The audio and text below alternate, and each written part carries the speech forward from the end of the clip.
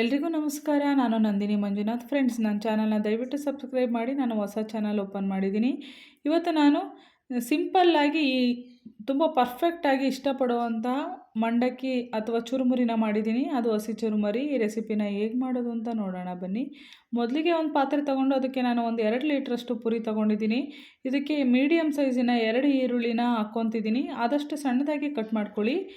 ಆಮೇಲೆ ನಾನು ಇದಕ್ಕೆ ಒಂದು ಟೊಮೊಟೊ ತೊಗೊಂಡಿದ್ದೀನಿ. ಟೊಮೊಟೊನ ಒಳಗಡೆ ರಸ ತಕ್ಕೊಂಡು ಹಾಗೇ ಹಾಕ್ಕೊತಿದ್ದೀನಿ. ಈಗ 1 ಕ್ಯಾರೆಟ್ನ ಈ ರೀತಿ ತುರಿದಿಟ್ಕೊಂಡು ಹಾಕ್ಕೊತಿದ್ದೀನಿ. ಸ್ವಲ್ಪ ಸಾಂಬಾರು ಸೊಪ್ಪು, ಹಾಗೆ ತೆಂಗಿನ ತುರಿ. ನಾವು ತೆಂಗಿನ ತುರಿ ಹಾಕ್ಕೊಳೋದ್ರಿಂದ ಕ್ರಿಸ್ಪಿಯಾಗಿ ಚೆನ್ನಾಗಿರುತ್ತೆ, ಆಗಲಿ ಸ್ವಲ್ಪ ಟೇಸ್ಟು ಚೆನ್ನಾಗಿರುತ್ತೆ. ಹಾಗಾಗಿ ನಾನು ಇಲ್ಲಿ ತೆಂಗಿನ ತುರಿ ತೊಗೊಂಡಿದ್ದೀನಿ.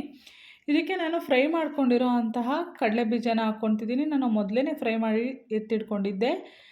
ಇದಕ್ಕೆ ನಾವು ಸ್ವಲ್ಪ ಮಸಾಲೆಗೆ ಅರ್ಧ ಸ್ಪೂನ್ ಖಾರದ ಪುಡಿ, ಅರ್ಧ ಸ್ಪೂನ್ ಉಪ್ಪು, 1/4 ಟೀ ಸ್ಪೂನ್ ಅರಿಶಿಣ, 1/4 ಟೀ ಸ್ಪೂನಷ್ಟು ಮೆಣಸಿನ ಪುಡಿ ಹಾಕ್ಕೊಂಡು, ಹಾಗೆ ನಾನಿಲ್ಲಿ ಒಂದು 3 ಹಸಿರು ಮೆಣಸಿಕಾಯಿ ತೊಗೊಂಡಿದ್ದೀನಿ. ಖಾರ ಇದ್ದರೆ 1 ಸಾಕು. ನಾನಿಲ್ಲಿ ಖಾರ ಇಲ್ಲ ಅಂತ 3 ಹಸಿರು ಮೆಣಸಿಕಾಯಿ ತೊಗೊಂಡಿದ್ದೀನಿ. ಹಾಗೆ 1 ಬಟ್ಲಷ್ಟು ನಾನಿಲ್ಲಿ ಸೇವು ತಗೊಂಡು ಹಾಕ್ಕೊಂಡಿದ್ದೀನಿ. ಇದಕ್ಕೆ 2 ಸ್ಪೂನಷ್ಟು ಎಣ್ಣೆ ಹಾಕ್ಕೊಳ್ಳಿ ಲಾಸ್ಟಲ್ಲಿ. ಸ್ವಲ್ಪ ಕ್ರಿಸ್ಪಿಯಾಗಿ ತಿನ್ನೋದಕ್ಕೆ ಚೆನ್ನಾಗಿರುತ್ತೆ, ಹಾಗಾಗಿ ಎಣ್ಣೆ ಹಾಕ್ಕೊತಿದ್ದೀನಿ. ಫೈನಲ್ಲಾಗಿ ಒಂದು ಅರ್ಧ ಹೋಳು ನಿಂಬೆ ರಸ ಅಥವಾ ಚಿಕ್ಕದಿದ್ದರೆ 1 ನಿಂಬೆ ರಸ ಹಾಕ್ಕೊಂಡು ಚೆನ್ನಾಗಿ ಮಿಕ್ಸ್ ಮಾಡ್ಕೊಳ್ಳಿ. ಈ ರೀತಿ ಮಿಕ್ಸ್ ಮಾಡಾದಮೇಲೆ ನಾವು ತಿನ್ನಬೇಕು. ಆಮೇಲೆ ಮಿಕ್ಸ್ ಮಾಡಾದಮೇಲೆ ಸೈಡಿಗೆ ಇಟ್ಟು ಆಮೇಲೆ ತಿನ್ನೋಕೆ ಹೋದರೆ ಇದು ಮೆತ್ತಗಾಗ್ಬಿಡುತ್ತೆ. ಮಿಕ್ಸ್ ಮಾಡಾದ ತಕ್ಷಣ ತಿಂದ್ರೇ ಕ್ರಿಸ್ಪಿಯಾಗಿ ಚೆನ್ನಾಗಿರುತ್ತೆ.